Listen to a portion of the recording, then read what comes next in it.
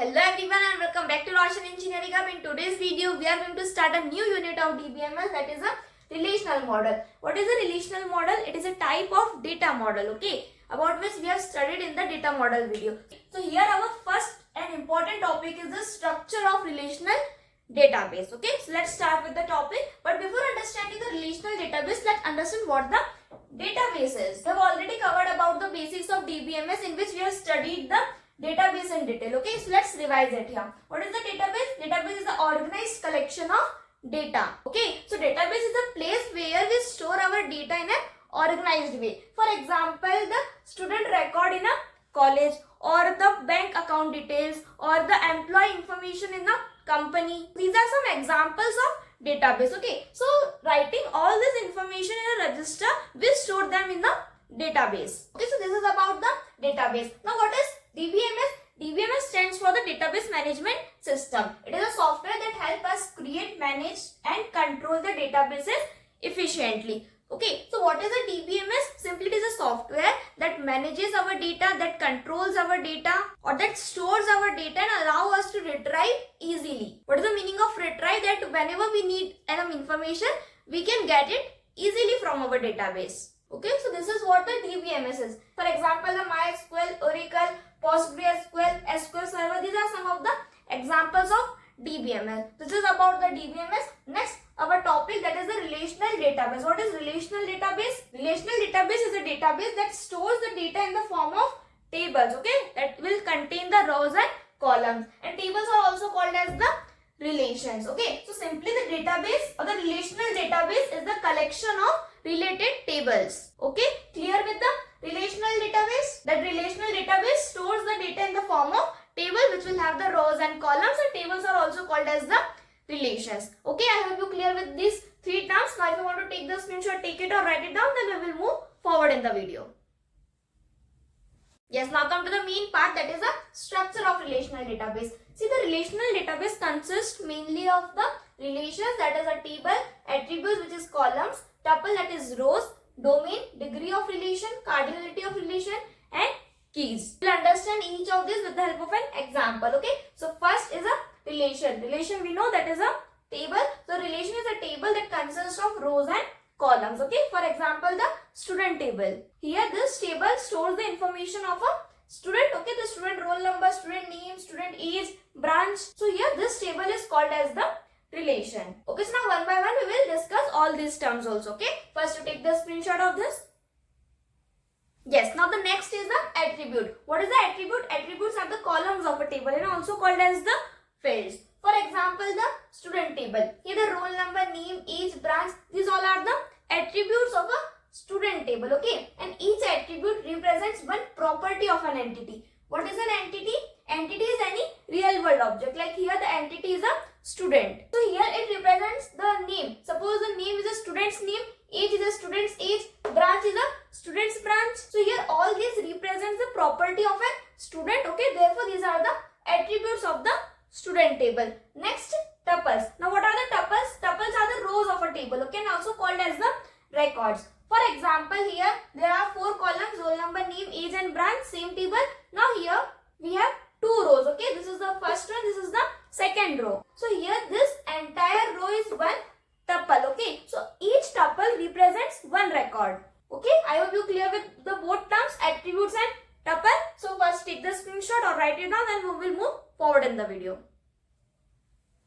And yes, one more thing, if you want the handwritten and printed notes of this topic, so the link is available in the description box. You can check it there and also join the Telegram group for all the notes material. So now next move further, that is a domain. Domain is a set of allowed values for an attribute. What it means? For example, the age. As age can contain only numbers, age can't contain alphabets, okay. So the age contain only numbers. So the allowed values for an age is the numbers, okay. Next, the roll number. Roll number can contain only a positive integer, okay. Roll number can't contain a negative number. So the allowed values for a roll number is a positive integer, okay. I hope you clear with the domain. Now the next is the degree of relation. What it means? The degree means the number of attributes or the columns in a table, okay. Suppose we have any table and whatever are the number of columns in that table is called as the degree of that table. For example, here we have a student table. It has 4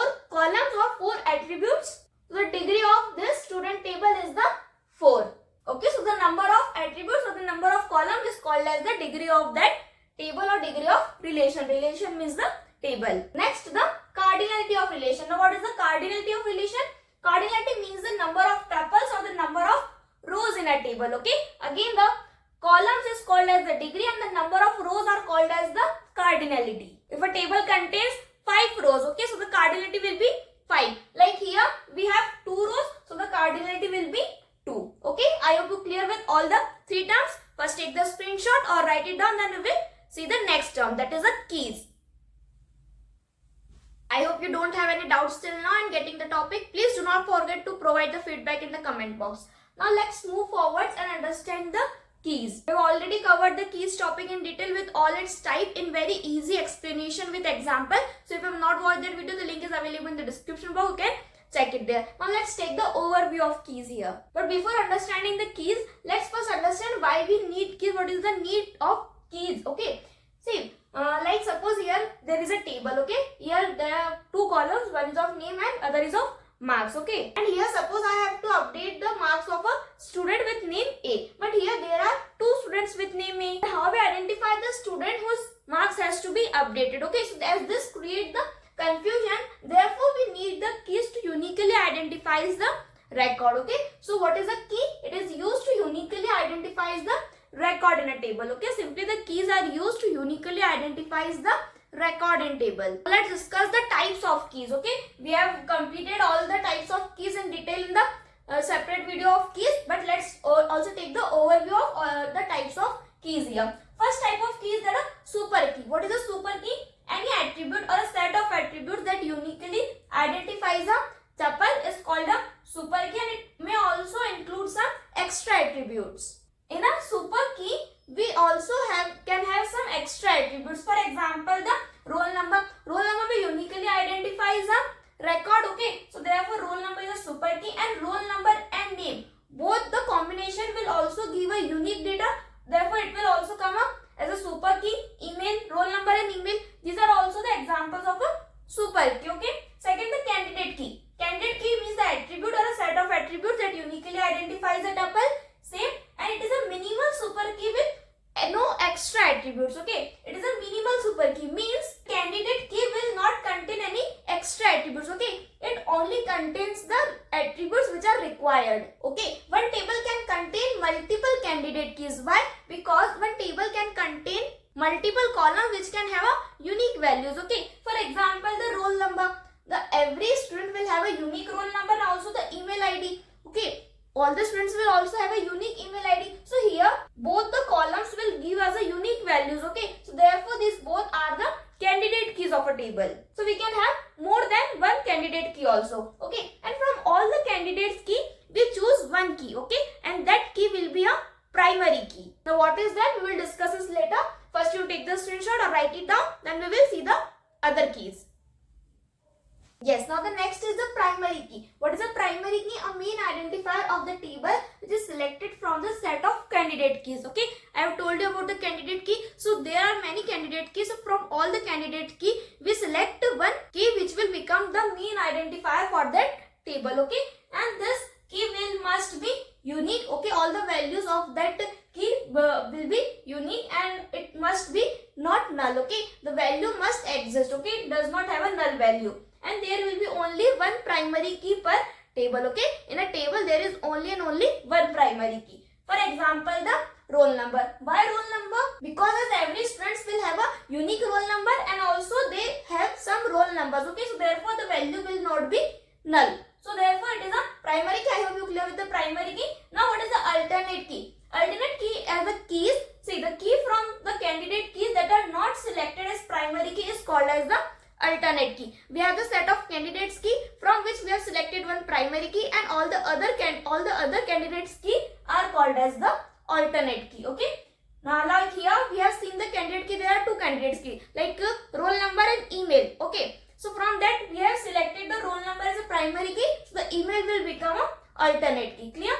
Now next is the foreign key. What is a foreign key? Foreign key is a key which is used to establish the relation between the tables. So this key will help us to establish the relation between 2 or more tables. Suppose for example there are 2 tables. One is a student table and another is a marks table. In the student table we have 2 columns, roll number and name, and in the marks table we have roll number and marks. marks. Okay. So in this table, the roll number will act as a primary key. Okay. And in this table, the roll number will act as a foreign key. So here the roll number will connect the marks table with the student table. Okay. So I hope you clear with all these three keys also. There are more keys also that I have explained in the separate videos of keys. Okay. So now if you want to take the screenshot, take it or write it down. Yes, now we have studied all the terms of relational database. Now one more basic concept. What is the formal structure of relation? See, in DBMS a relation is written as this. Relation R, will be the relation name, and here in the bracket whatever all be the attributes of that relation, they are being written like this with the commas. For example, there is a student table. So here we will write the table name, that is a student, and whatever all be the attributes that are being written here in the bracket. Okay, so here the student is a relation name, that is a table name, and roll number, name, age, all are the attributes of that relation or table. Okay, you want to take the screenshot or take it? Yes, so this is for today's video. In this video, we have studied about the structure of relational database. So if you cleared the topic, please like the video, share with your friends, and also provide the feedback in the comment box. And also do not forget to subscribe the channel for more such videos. See you in the next video. Till then, keep learning and keep growing. Thank you for watching.